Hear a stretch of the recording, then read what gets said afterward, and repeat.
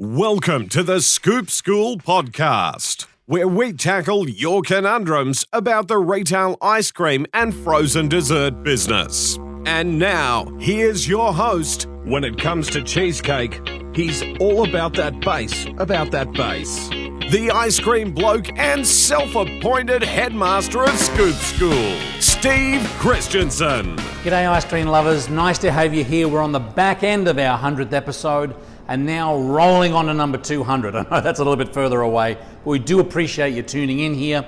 Hey, if you're listening on your iTunes, iPod, iPhone, wherever you're listening, hit subscribe. If you're watching on YouTube, nice to have you here. Also hit subscribe. We do get a lot of questions and comments through YouTube, funnily enough. There's a real community of ice cream lovers there. So keep asking questions, keep interacting. We love having you here on the podcast. I think we need to start maybe transitioning to calling it the show, because podcast kind of indicates a whole other platform. In any case, it's nice to have you here. We do want to thank our episode sponsor, which is Sweet Chills Brands. Now, Dawn Stanley, if you've never met Dawn Stanley, she's almost like the queen of ice cream on the West Coast. She knows so much about ice cream products. She works for Sweet Chills Brands.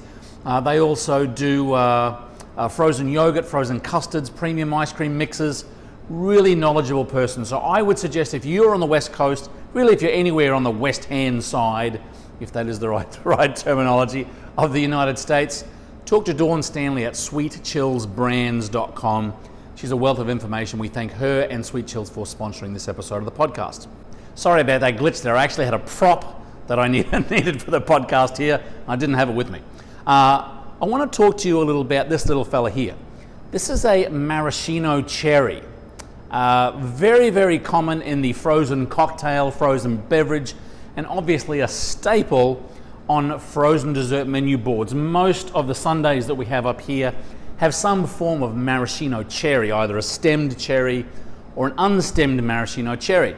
And again, going back to this community where people are asking about different bits and pieces of the podcast, excuse me, I had someone ask, well, how is a maraschino cherry made? And it's a great question, and it's probably why I do not like maraschino cherries. I'm not a big fan of cherries in general, but I really do not, they look great from a visual standpoint.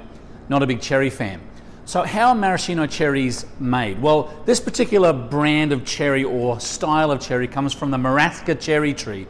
It's grown in the United States and other places in the Middle East.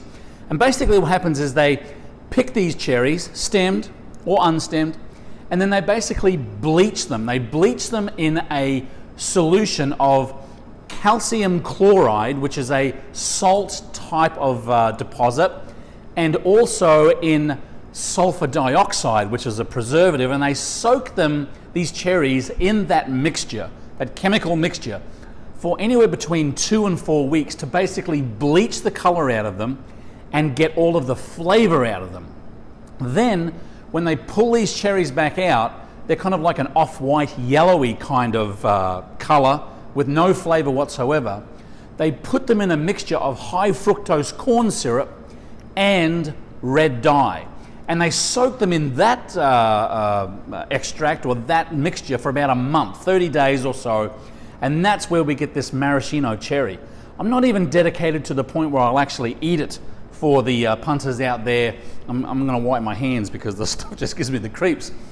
And again, it's such a juxtaposition here because a fresh cherry with a stem would be much better so far as taste, so far as customer experience. But we become so accustomed to these maraschino cherries, both in cocktails and in our sundaes, that they've become a staple.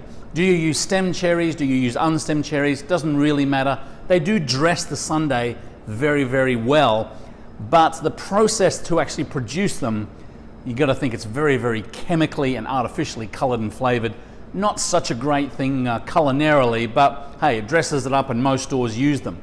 So there's a little answer to your question about how maraschino cherries are made. If you have any questions, comments, concerns, or conundrums about the ice cream business, drop us a line, steve@scoopschool.com, or leave a message here under the video thread.